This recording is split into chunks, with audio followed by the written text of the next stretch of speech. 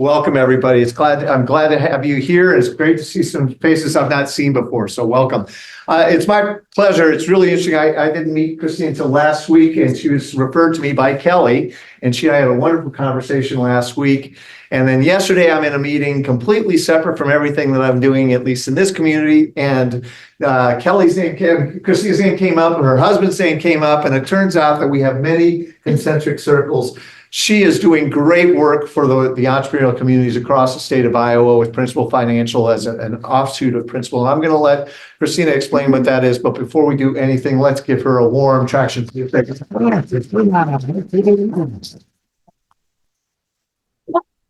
for having me today. I'm going to tell you a little bit about my journey because it does kind of cross over on why I'm here. So my journey started is that I was an entrepreneur. So I started a company back in Des Moines, Iowa. I sold it 2 years ago.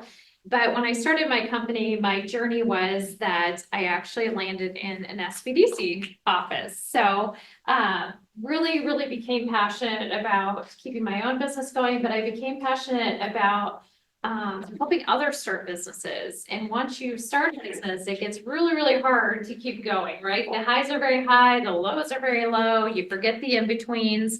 And so I really focused on building this ecosystem around me that helped me kind of stay in business 12 years, that helped me transition to business. But in the process of starting a business and running a business, I really became passionate about the SBDC and helping people find the SBDC better and the resources that they use, so much that I put a general manager in place of my own company and went to work for the SBDC to continue to push that out. In the process of working with the SBDC in the Des Moines area, I covered 5 counties. I did work statewide with the other SBDC directors, but I was recruited over to work with a group called the Greater Des Moines Partnership as I stayed as an advisory board member for the SBDC. But in that role, I actually went to 10 counties and worked with 6,500 small businesses. I was there when COVID hit. So not only was I living through COVID with my own business, which was a retail business, which became very difficult, but was also working with 24 chamber directors and 10 economic developers and counties to keep all their businesses in business. My heart and my soul is with small business. It is definitely to my core in the role that they play in economic development and communities. And it's what actually led me to Principal. So 2 years ago, when I sold my own company, I knew that I wanted to go work on even a bigger scale of how I can make entrepreneurs' lives easier. And I thought a lot about my own journey, and that is where Principal came into play. So what people don't understand about Principal, because especially if you drive through Des Moines, Iowa, you see really big buildings, multiple buildings that make up Principal Financial because it's their world headquarters. But in the US, 96% of our business is small business. It's 500 employees or less, and 76% is 50 employees or less that we serve. So that is really where they want to be. That is where we want to serve. And it goes beyond having products, because when you think about the economy and what's happening to small businesses and what's happening to towns, we have to do better and serve our customers in a way we've never served them before. And that's where Elevate by Principal came into play. So as COVID hit and rocked the industry, Principal said, how do we have a value add to keep these people in business? How do we show up for them beyond a product? How do we actually give them a value add to keep their companies growing? And that's where Elevate comes into play. The platform itself that I talk about today is Principal's Give Back to Small Business. It is a completely free platform. So we do not charge anything for this platform. It is really everything that is entailed in this. Principal, again, puts the money behind it and this platform to keep us growing. And my job now is, as of January, to be out and about, delivering news on what this platform is. So being in Iowa, you get to be some of the very first to see and use the platform. And then Bob and I even talked about a crucial piece of this platform is giving us feedback. So if you're willing to use the platform, give some feedback, we need more than Iowa Nice. We need some real true feedback on the platform. So the platform evolved because we did not want to repeat anything that's happening out there. You have a wonderful SBDC director. I can't say enough good things about Kelly. And what she does for this area. So we wanted to be able to develop a tool that even Kelly can take out to her businesses as well. So the platform itself, the research told us that there's 33 million businesses, 99.9% of our economy, the businesses are registered small. So you think about how many businesses are in your community, it's probably close to that makeup too, but only 65% of businesses are profitable right now.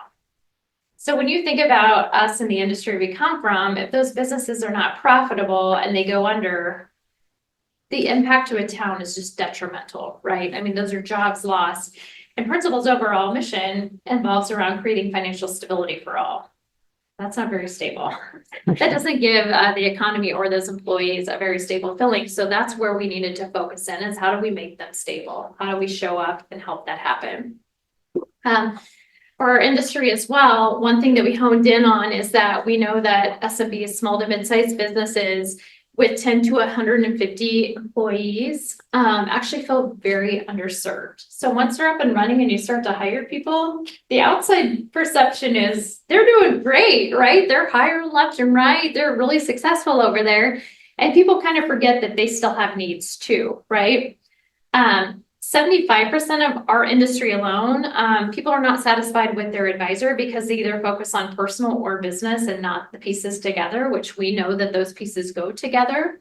And then you'll see this kind of divided off. 52% of businesses told us they don't have any way to understand what their value is and they're not willing to pay for it. Even if it's an informal evaluation, they don't have one, or they don't want to go to the extent to pay an accountant to do the true evaluation on their business. So those kind of back pieces is why we worked and came up with what we work on.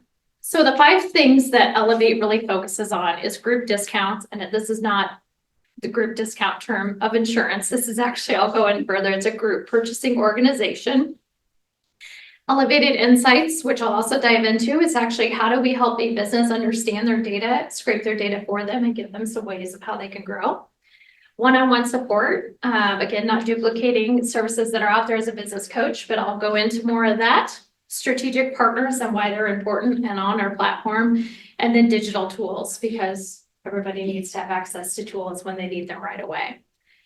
So group discounts for us is that when you think about a business, and the costs that it takes to run a business right now, it's very high. Those costs keep going up. So as costs go up, their profit margins go down, right? Sometimes they're having to eliminate jobs to sustain, things like that, which we don't want to happen.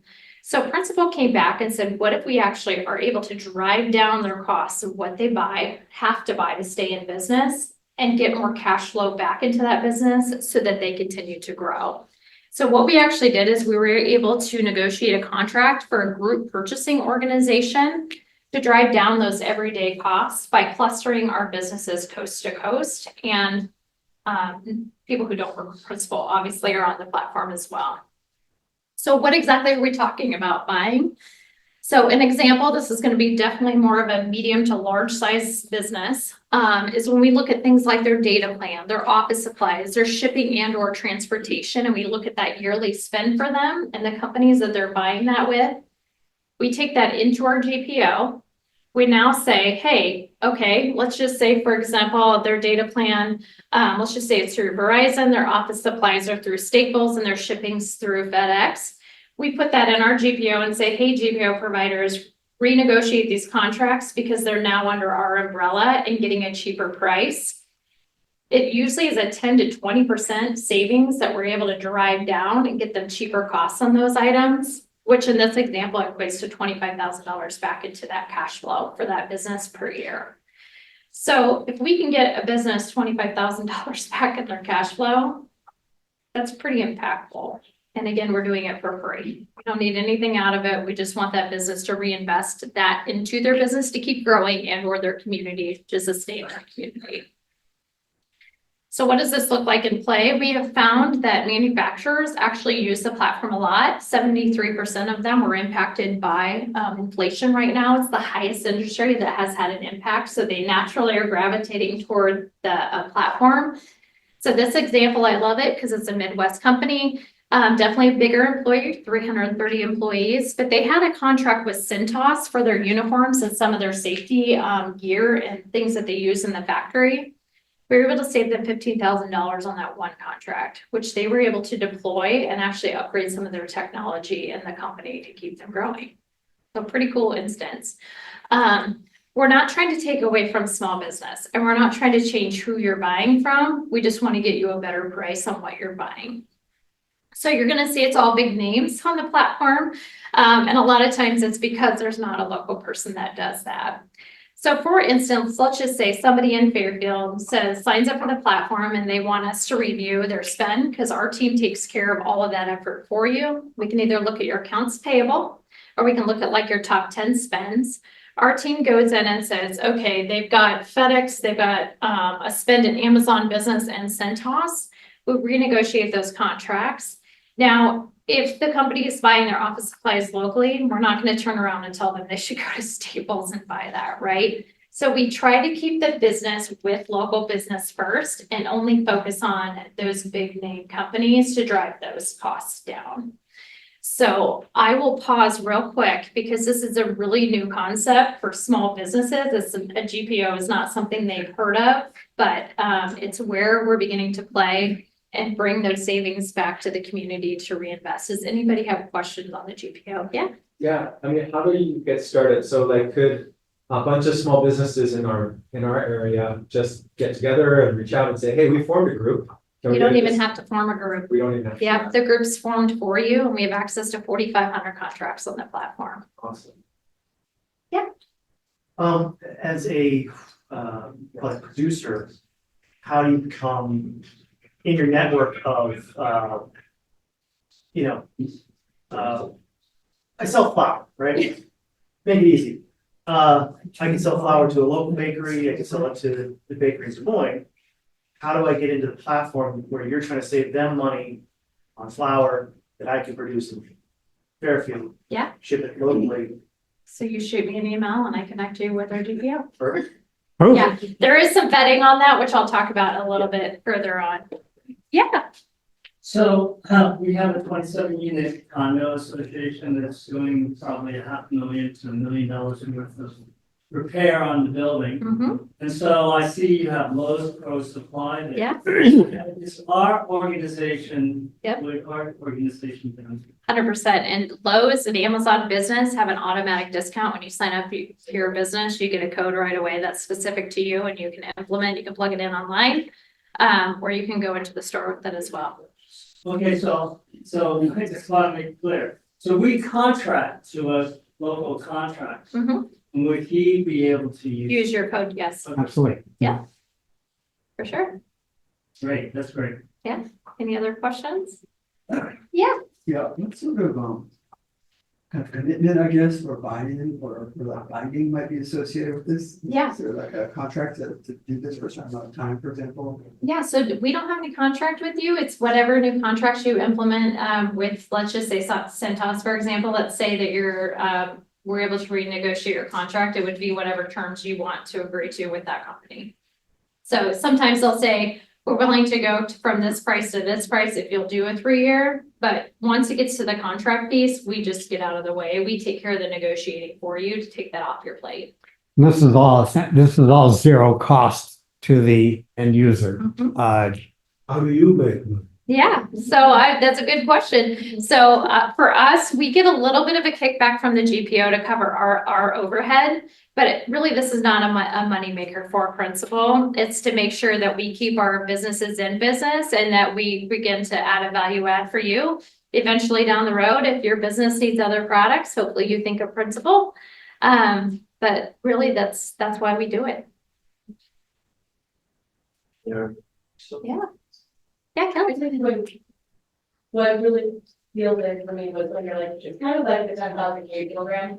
Goldman Sachs is giving back that for the 10,000K program. This is the way a principal giving back to the small businesses. So if you think about it, when we had the Goldman Sachs 10,000K program, it didn't cost a small business anything because it was way their plan to be the same way principal. This is their plan. Yeah. It's also a lead generator.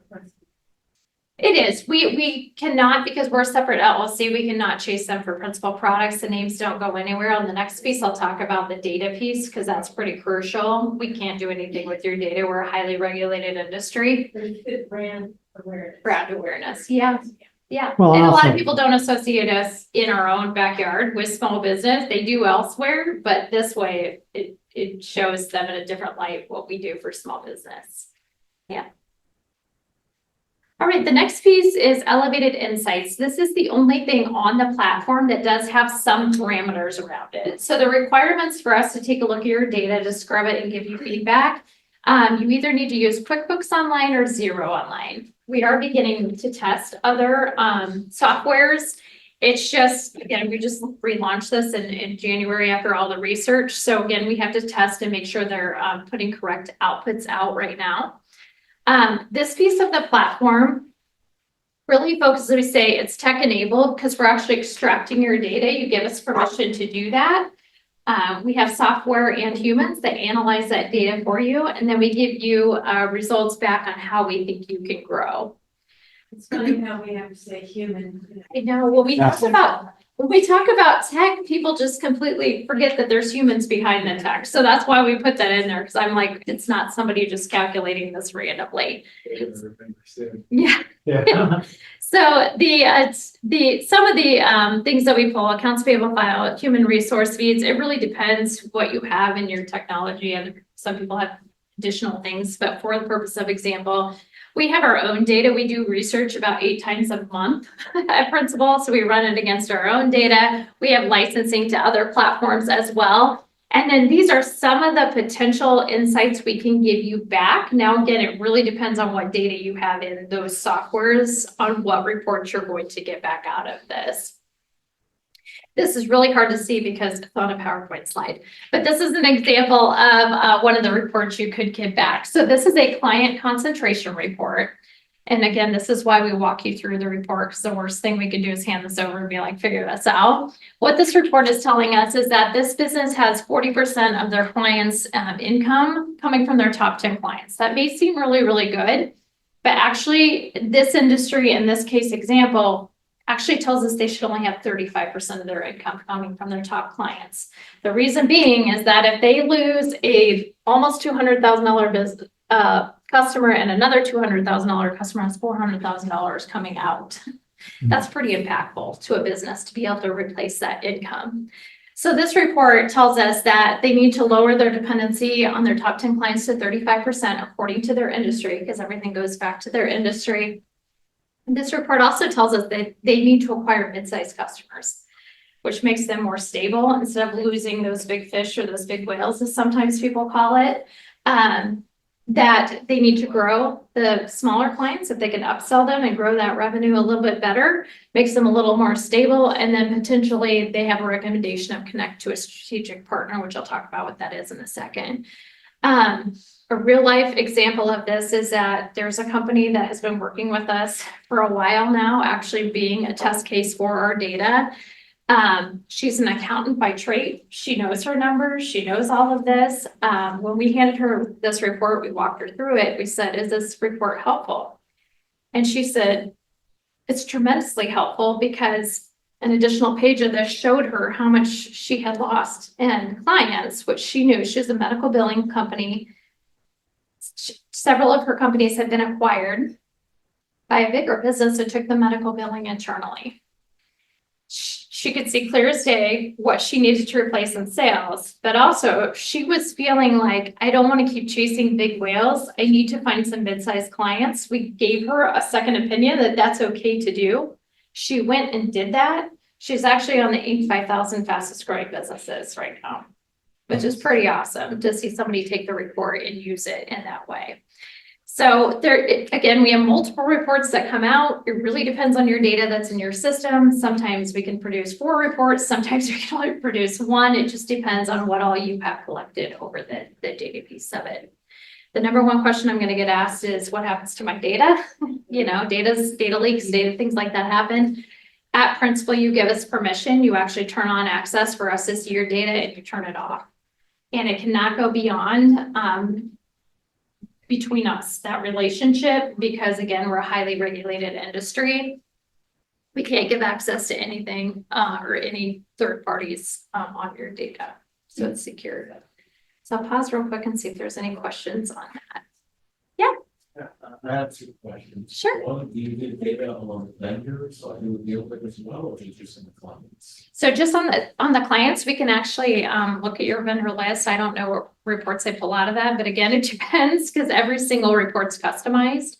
So if your vendors are listed in there, they could pull a report of that. Again, there's hundreds of reports they can pull. So that would be, the answer would be probably right now, But, how much would it cost the users? free. Huh? Pretty good. In your budget. Yeah, that's in the budget. $3.99, that's it. Yeah. Yeah. Yeah, I'll keep cranking forward. The next piece is one-on-one support. So really our one-on-one support is not a business coach. They are there. We really want the businesses working on their business, and not trying to learn a new platform. So every time a business signs up, they're assigned the same business concierge. We have concierges across the US that work remotely. And they're really there to answer questions, so you don't have to try to dig deep in the platform and lose 30 minutes of your day trying to find something. They're there to provide benchmarking for your industry, which again, businesses told us is really hard. They don't know where to turn a lot of times for that benchmarking. The SBDC is a great resource, but this they have online virtually, and then to make connections. Because the biggest thing is when an owner has a problem, they want an answer. They don't have time to go look for it. So let us help you figure that out with people that are vetted, right? So that's gonna be the next piece of the platform is strategic partners. You guys are very, very lucky in Fairfield. We're extremely lucky in Iowa. Now that I work coast to coast, there's not ecosystems like this in every town. And especially if you're a rural business, let's just say way out in Utah, because that's come up today. They don't have access to call their chamber or, you know, hire the person that's right next to them because there is no one. And so what Principal found out is that when we were doing our research, a lot of you can probably relate to these are the things that probably keep you up at night or kind of ebb and flow as your business cycles through. Principal doesn't do this. We don't do all of these things. We only do some of it. So the worst thing we could do is tell a business owner, oh, sorry, I actually don't help with, let's pick one. Let's just say marketing. We don't do marketing. So good luck. Go find a company that can help you with that. That's the worst thing we could do, especially again, when they're rural. So Principal actually put together a system where we would vet companies before we would say, hey, this is actually a company we would recommend and feel okay recommending this company. Now, again, not our relationship. We can just say, we vetted this company and feel okay, but recommending for you to follow up with them. This is not us, but we want to have a solution for your problem.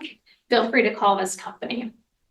And so these are the companies that we currently have on the platform that can help with specific issues beyond, again, if you have a community here, start there. But if you don't have these people in your network, these are strategic partners we feel okay with.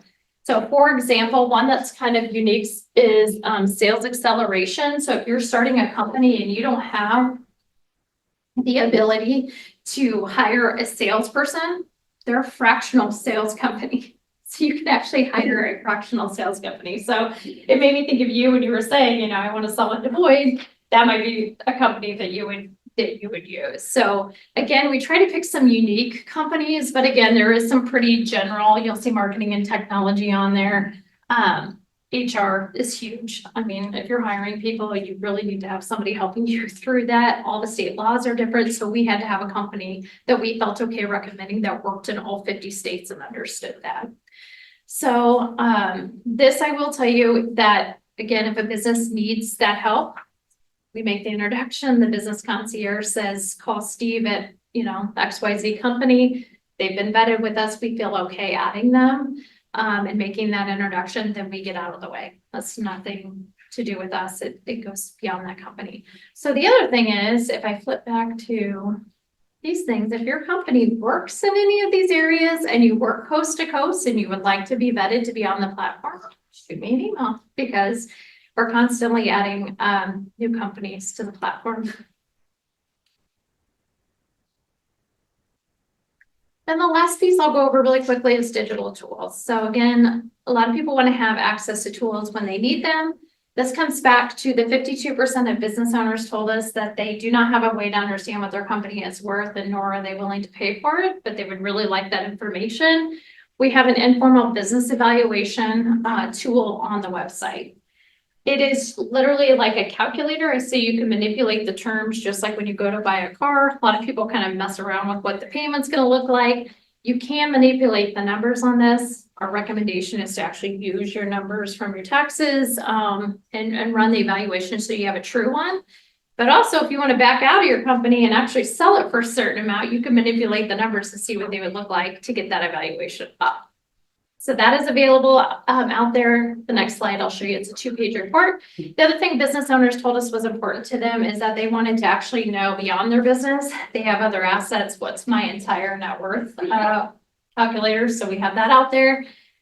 And then this one is very near and dear to my heart, the transition readiness assessment. Going through that myself of selling a business and not wanting to tell anybody that I was ready to sell my business.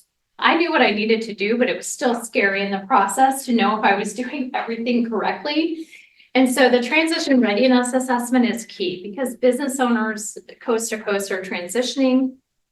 We want to make sure that we catch them before all of a sudden they just close. So once a business owner gets on there, starts to kind of work through the checklist, the business concierge is really there to kind of be an emotional support to begin to surround them with people confidentially that can get that business transitioned so that the community retains those jobs in that company. And again, we want the company to go on and grow with the next owner too. And it's just a huge piece of what's happening in the economy right now. This is that 2-page evaluation. These are the ways it's evaluated. Again, it's off your NAICS code as well, so it's specific to your industry. It's going to be a big swing just because that's how it happens, but really it's just hitting that very, very basic bench level evaluation, and it's an informal evaluation. If they want a more extensive evaluation, Principal does run them for free with our CPAs and our attorneys in-house. So if you have been in business, you have over $500,000 in sales, have been in business for 5 years, they can get you a much longer one for free as well. But at least this is the calculator. Yeah. I also sold my business in 2020 and went through a similar process, but in my field, one of the things they value most is the platform size, the audience. So audience doesn't really show up here unless it's under sales. Yeah. So that would be the more extensive evaluation. This is just based off of your accounting and your taxes. So yeah. So like that blue sky, things like that. Yeah. That would be if you wanted to have the longer one done, they would take that into consideration. This is just a baseline. I think they value those things as much as they value this because they saw potential in sales. Yeah. Yeah, they'll look over. It really helps if you have multiple years to be able to put in the platform, but a lot of people year 2, 3, I usually say if you have 3 years is the best. But this gives them a baseline if they want to run it. Yeah. So next steps, if you're interested in the platform, again, it's for free. So you just go to, I have flyers up here in my card. Just go to elevatebyprincipal.com. You can start a free account. There's different steps when you sign on. You don't have to complete all of them. So if you don't want to do your evaluation or you're not interested in connecting your data, you can skip through those and still get an account. Beyond the account, there's a free resource library out there that's constantly being updated. We just had a webinar yesterday that goes way more into depth on the group purchasing organization. It's recorded, it's out there. We did a session in June on how to use AI to increase your sales. That's out there. So they're constantly doing webinars that are online. So it's being updated a lot and often. So feel free to use that. You can actually use some of those resources without having an account. So please leverage that as needed for your community. So yeah, Nonprofits, can they use your services? yes, they can. Yeah, nonprofits are included. What are gonna be the next big trends for small businesses? Oh my gosh, I wish I had that answer. We do the research on what's happening currently versus the trends, but I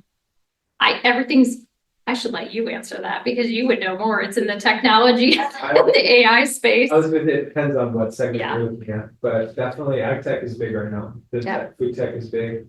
Yeah, we can talk about it later. Yeah, anything really in that AI space, a lot of people are beginning We're gonna to start- look at. We're gonna start seeing real value there too. Like, I Yes. think it's been a crazy, stupid run in terms of just throwing cash at the problem, but I think now you're gonna see, I think, real quality coming out of AI. Yeah. in the I would next agree with years. Yeah, and honestly, since we don't do a lot of that, like, research right now, the one thing personally that I see, because I work with a ton of manufacturers right now, is they are all needing automation for Yeah. any type of technology is huge. And I think that it's just a massive uptick for me because I'm in that sector every single day now. But it's huge. If you think of how many manufacturers, like Florida alone has like 25,000 manufacturers in it.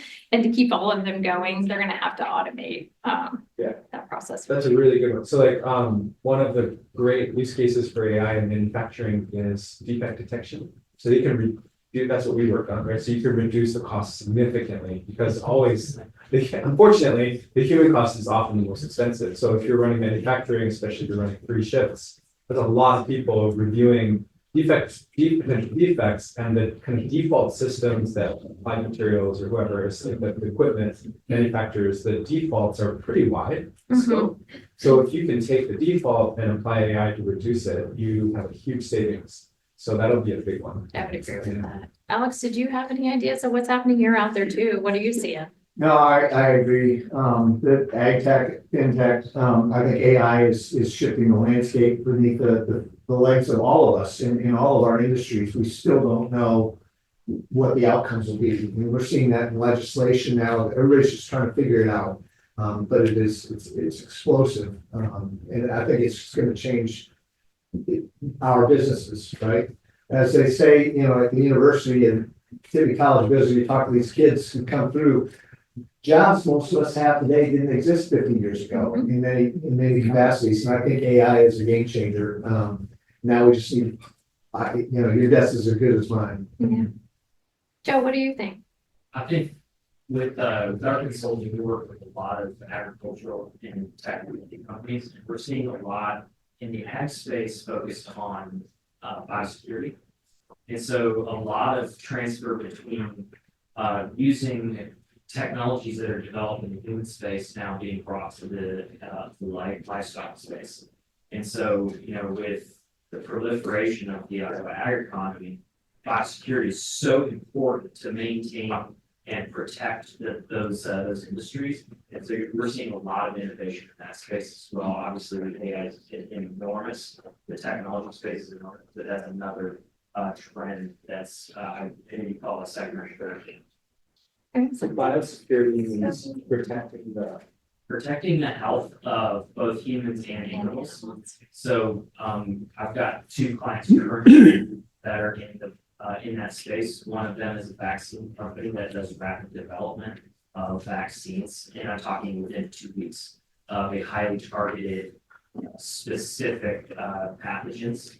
So that's one. Another one is licensing technologies that's used in hospitals and bringing that to the farms. So it's really cool to see how they're continuing to protect what's drives a lot of the Iowa economy in the livestock space. So with your background in retail, also, and listening to all of this, so should I just keep out my retail dreams and go buy a sheep farm? Ag industry, because there's definitely trends happening in retail that are discouraging. Mhm. And do you see that reversing at any time, or is this just a lost industry and I should just go by? I don't think it's a lost industry. I mean, especially when you think of like the big cities and the places that people go and the attraction to go to cities. It What comes, about locally? yeah, it comes back to those districts. I mean, people still want to walk in to shops and do things. I think that people are shopping different. I think that a lot of retail has to have both components of it, but also the ability, if you do have an online presence plus the retail shop, you can actually grow faster. You're not captive to only being stuck with your neighbors around you. I don't think retail's dead at all. Okay, thank you. Yeah, Yeah, I was, hold on just a second. Kelly's got a question. The trend in retail though is the experience. I It's, was gonna say. it's not go in and shop like it used to. So if you think of retail like it used to be, it's not. You have to have an online platform, but you also have to give them experience and why they're coming into your store. It's no longer, I'm gonna find this shirt versus this shirt. It's experience for the customer. You're not offering an experience to the customer, it's not. A good example of that is right here in Fairfield is the at-home store. You have the experience of knitting clubs, you have the experience of tastings, you have the experiences of whatever else they're doing, but they have a very good example of going into a store and being an experience in that store. It's not just going and picking out this anymore. It's if they're going to a retail shop, they want the experience. What do you see a lot of folks around doing omnichannel? Because at home is awesome in terms of the aesthetic and everything, but their omnichannel maybe not be as developed even, right? So, you know, part of in my previous life was a lot of omnichannel. Yep. And we focused a lot. The other thing, so I think there's still an opportunity to focus on omnichannel, especially with Instagram checkout. And then and payments is another one. So I was looking at, we've done payments before too, and we did touchless payments actually in Berkeley and all sorts. It was really, and I was reading a statistic the other day that people are willing to spend 10 to 15% more if they pay touchless because they think it's more expensive. Well, you know, my business planning, you know, Yeah. part of it is that. Yeah. So, but I'm just concerned about people coming out of their house to go retail. Yeah. That's my concern. You definitely don't need it, in my opinion, nothing related to principle. I have to put that caveat in my opinion, from owning a retail store, I don't think you need as big a square foot. I think that that's where we see retail kind of losing is if you get into too big of a square foot and you're paying on that overhead that's not making you money. That's where retail's in trouble. They can shrink down their footprint and have just as great of experience. People like being in, you know, people feel like, okay, you look in the store and there's two people in there, but the store is designed so that it looks busy. People like that. They'll go in there versus like you look in the store and it's empty and two people in there, you know, they're not gonna go in there. You want to go where other people are. Yes, they're drawn to the energy. I'm gonna go over here real quick. So I want to talk a little just a moment about how spoiled people are. It has to do with anyone who's run a retail shop knows there are some costs.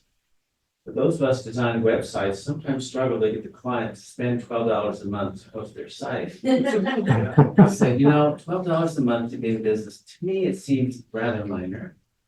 So I have no perspective. Yeah, but I always tell businesses, your front door is your website. Yeah. That is your front door. It's not your retail shop because they've already looked you up online before they ever come to your retail shop. Hi there. So my business, it specializes in software development. Right now I do mostly web development, but I've also done manufacturing processes, that kind of thing. And I have extensive experience using AI. I'm pretty much at the point where I can implement the AI within the software itself. But at this point, I'm not exactly sure. I feel like I'm in a good position for this explosion of AI. What do you think is the best direction to go in terms of like AI and software development, you know, as a software development? So Yeah, that's not a real like deep field of mine, but I think that there's gonna be so many people that are relying on that. I mean, that's the piece right now that because I work more in the small business field, they just don't know what they don't know. I mean, there's a lot of education around that piece. And then just industries are impacted differently. So I don't really know which way you should go, but I can tell you that small businesses are gonna have to catch up. Just like, again, back to the website discussion, right? It took a long time for adaptation of online sales, took a long time of adaptation of having websites. It's not because they didn't want to do it, it's just they didn't know what they didn't know. Two things. Yeah. I was curious if you've seen it in IO too. I think it is. I think the AI piece, I think omnichannel is a good option. A lot of people have used it for content marketing because you get a lot more content, which helps push the website, which helps drive traffic. So that might be an area. And then, What is omnichannel? I was gonna say, do you want to explain what it is? Omnichannel means, omni means everywhere. Yeah. So omnichannel means that you have your offline, your social media, your SEO. You also have a mobile app potentially. Like, so all these channels are integrated into one integrated marketing program. So whatever goes on in your store goes onto your Instagram, your Facebook, your homepage blog, whatever, like, and they all are slightly different. So each of them is going to reach a slightly different customer. So each of them, in theory, would drive your traffic 10 to 30%, right? So if you had, like if you had a mobile site, well, that would be the other way around. So if you have a website, right, in addition to your mobile app, or vice versa, that would drive 20, 30% traffic, right? So it's like, why do I have a website? Oh, well, because it tracks 10 to 20 or 30% more traffic. That's it. It's not complicated. So, but when you integrate all that together, that's omnichannel. But that's a lot of content creation for a small business, even a really successful one. So AI is really, even before, like people talk about ChatGPT, nobody knew ChatGPT, everyone knew Jasper, even though Jasper is using ChatGPT 2.0 to now, right? And everyone's using Jasper to create blog posts for their small business or social media posts, microblogging. So that's a really interesting point. Yeah. Basically, what you're saying is like, these businesses can save a bunch of time by leveraging AI. Yes. That's something that I can agree with, like, listen. They How actually, can you help them do that? you have to write this blog post for the next 5 hours or whatever. Right. But so it's a challenge because it's AI still hallucinates, and that problem is getting worse. Yeah, it's. Yeah, so that problem's not gonna get better. And so original content requires a person. So how do you tune it for that industry? Like those are kind of niche areas that the big companies aren't gonna come to a small community and say like, hey, how do I tune for this community? Like they're not gonna do that. Like the big companies like Databricks, they're turning away the biggest companies in the world because they only want to work with companies that already know what they're doing because they don't have the resources and time either. So there's a cool niche there, I think. That's related to what we're already talking about. The other thing that's really close, curious, what was trending in Asia during COVID, after COVID, was opening up because these retail shops were cheap, right? So people would buy the whole building with a plan to have like a little cafe, and then they would open it up for PPL. So You want to explain what that is? Just PPL, product placement, right? So like if you did so if you had too much retail space, right, you could rent it out to local businesses so they can create a little, like this corner over here is the table with some cool, I don't know, Lego experience, right? Or, or perfume or, really good. Michael Whitwich Galen does. Like, Exactly. Go down to Taco Greens and there it is. Yeah. Right? Yeah. But the marketing sucks. Yeah, he's got to work on his marketing. I mean, yeah, the original content creation is the most difficult part of the whole equation. I mean, I've hired, social media director to create a certain amount of content per week. And, they would create the content, but then now I gotta take that content, post it to the various different outlets. It's just, it's so time consuming. So if it was I always think back to the Office, the American version of the Office. They did what was his name? He created the wolf, was it? I don't know, but basically, you got one message and it hits your fax machine, your website, and all your social media things all at once. And that would be the greatest thing ever. Tools for that. Well, there are tools, but But this is overserved. Yeah, small businesses are overserved, I'd say, by a lot of tools that are out there. Yeah, I use several different tools. I mean, we use Canva all the way to You know, I used to use Hootsuite, which was a, Hootsuite is awesome. you know, you collect all that, but they will only post to certain things and anyway. For any type of business, it just is impossible for one person team. Yeah. And so I dropped the ball on sales. Or you have to find some, you know, some person that does that kind of shop. Huh? I want to talk about this, about back here. Yeah. That is, to me, there have to be adults in the room. We have AI, but we need adults in the room. You can be the adult in the room because not everybody understands it to the degree you do. So there's a triage that may need to be done on various tools coming at businesses. Because of your technical knowledge, you can do that triage. You can say, this is the tool that's useful. No, that's just someone going after your money.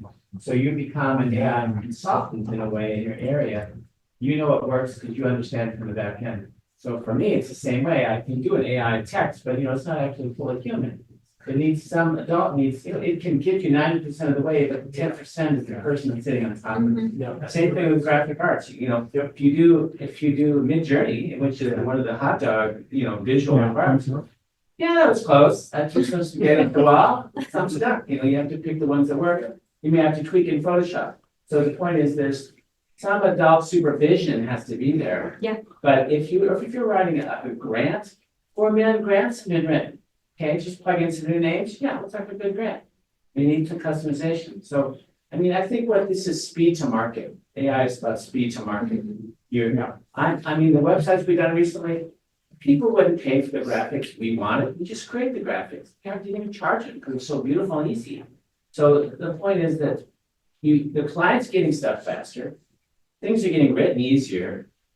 I did a whole website for the university. I didn't even bother to ask them for text because there was no one there to write it. Yeah. I just did it. This is really interesting. And you have to supervise. Someone has to supervise. That's a really That interesting human, problem. tech-enabled human touch. But like, it's a really interesting challenge that came up first with autonomous driving, which is now everyone's driving, how the hell are they gonna learn how to drive? And it's the same thing, like with AI, you still need that person who knows what they're doing. It's great tools if you know what you're doing. And the student, But all of a sudden, the problem in education right now, Exactly. we're saying, you don't learn to write, you can never supervise. Yeah. Same time for me, I started raw HTML. So if something comes up in code, well, I can go down to code level.